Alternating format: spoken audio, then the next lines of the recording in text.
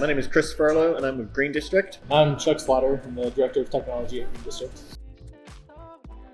Essentially, Green District started in 2017 in Louisville, Kentucky. A few of us wanted to eat healthier options on the go. That was the main goal behind it. There wasn't much availability in Louisville or in the Midwest, and we were all grown up, married, kids, all that kind of stuff, very fast-paced life on the go. And to try and stay healthy was getting harder and harder. And so the idea behind Green District was access to healthy food and healthier options on the go, essentially. So that's kind of where the idea started from. And then from there, it's just grown and grown and grown.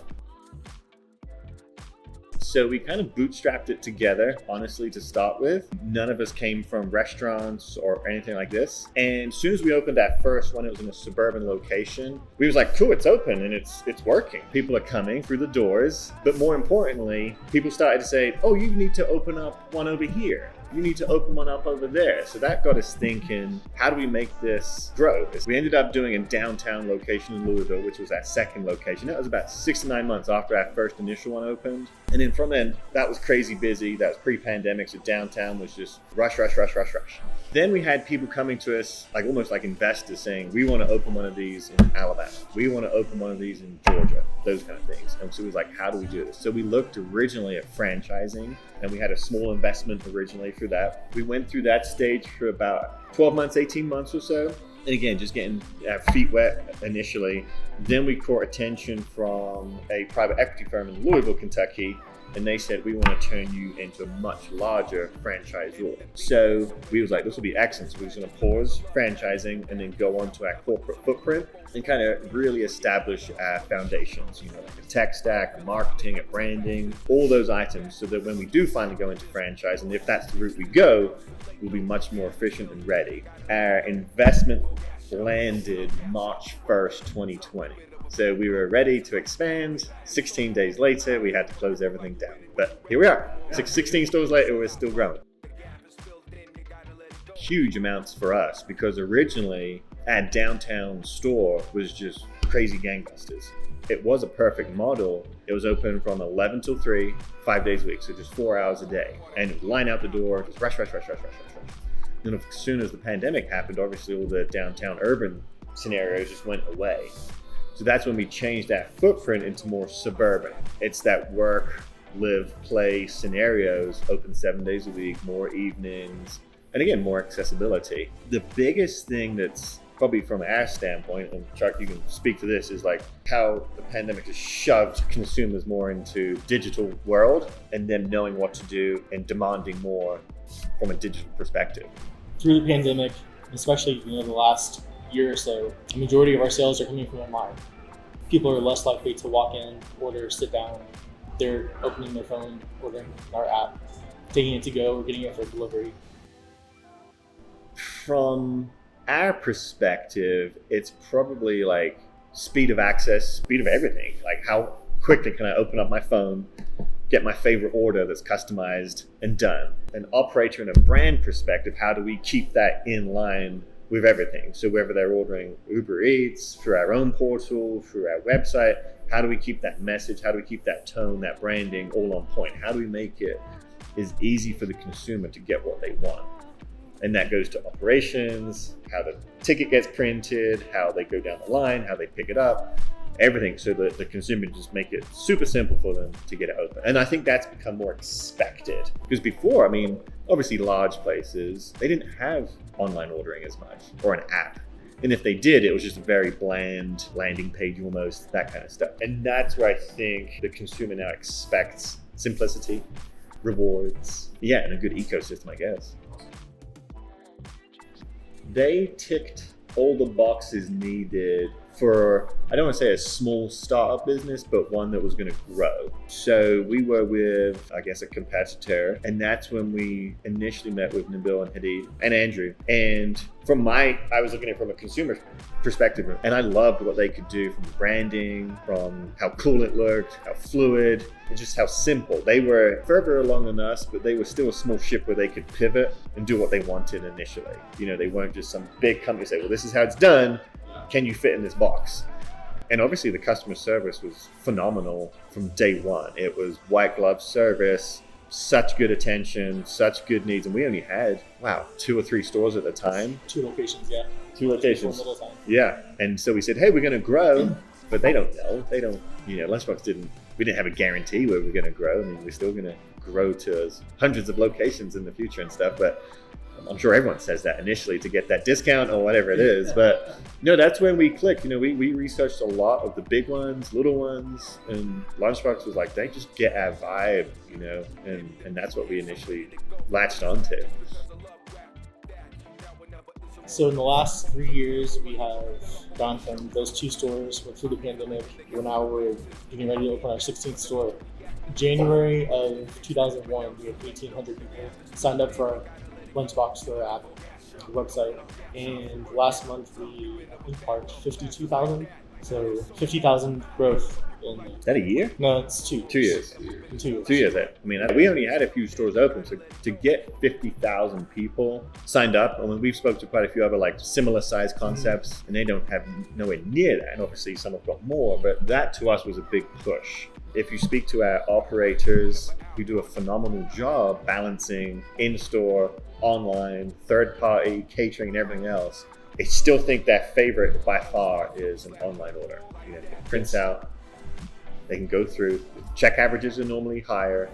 They have more time. It's more precise. It's just easy for them. And so we went from maybe like 15, 20% of all digital orders up to like 45, 50% now? Yeah. It does allow us staffing wise to, whenever we get these online orders, we have more time to make sure everything's accurate. The customer service part is really at the end of the transaction when we're handing off to the customer who still have that interaction with the customer. But the customer also has the ability to add, remove anything that they want. With our business, it's salads, wraps, spring rolls. We have 12 different legendary salads on our menu. 80% of those, when people order them online, they change them up. They'll take this ingredient out, they'll add something else. The app, online ordering in general, really makes that easy for the customer and the staff. Exactly. Yeah, we say Green District is more like an everyday purchase. It's not like a one-off special date night type thing where you go every once a quarter or so. It's kind of like everything. So the first time they come in, it's probably better to come in a store, right? You get to visualize it, get to see the stuff, how they make the salads or grain bowls and wraps. They get to see all the ingredients and how amazing it looks. But the second time or third time, if they go on that online order and profile, it's much, much easier for them and it's easier for us as well because we get to do all that branding on top. We get to tell them messages, did you add this? Did you know about that? All those kind of things. It's guaranteed to happen through that portal, essentially. Lots, essentially. Lunchbox to us, initially to me, I was talking a lot about the branding. Branding was big. It made us look like a much bigger professional entity, essentially. We had a real live app that was completely custom to our colors, branding, logos, and everything. Super efficient, super slick. It looked phenomenal, right? It gave back our rewards to our consumers. Everything looked great there. And the online ordering and the portfolio and everything else that tumbles down with looking like a quote-unquote professional company. Look, we had 100 locations. But we only had 2. Whereas before, it's not just a landing page, it's still all our, gdsalads.com. And it just flows through so nicely. And it connected to our POS system as well, which is very helpful. I mean, that's a nightmare in itself, right? When you have 7 different digital platforms talking to one another, but Lunchbox and our one hold it down, right? Definitely, Lunchbox has made that very easy. But also, just the built-in email marketing, built-in SMS, push notifications in the app, all of that being in one place is really, really helpful on the marketing side. No, this is why. It's a combination of everything, right? And so that goes with marketing, it goes with our operations, it goes with our palette of flavors that we might have and offer. It all has to come together. And so we always say we want to be the good guys in the neighborhood, right? We want to make sure our consumers are treated with utmost respect and they just enjoy coming. And we want to put a smile on people's faces. So if they come here and they love it, and like you say, it is a guilty pleasure to eat out and spend money every day, right? If you go somewhere 10 times a month and it's a fast food, greasy cheeseburger, you might be like, If you go 10 times the green dish, you might, well, I'm spending money, but at least I'm fueling my body with healthy nutrients, right? So if they get rewarded for that as well, it's an added bonus, right? If they get notified to say, hey, you're nearly at your free salad or your free wrap, they go, ooh, it's exciting, right? And so those kind of things help. And for us as a big global picture of trying to change eating habits for this country, that takes a lot, right? And so we just want to chip away one day at a time, just trying to make sure people are like, just come on over, drop the cheeseburger or drop the nuggets, come over here. Yeah, exactly. Make it easy and get them rewarded. I sometimes look at how a restaurant is run, especially as, like my mom is the consumer.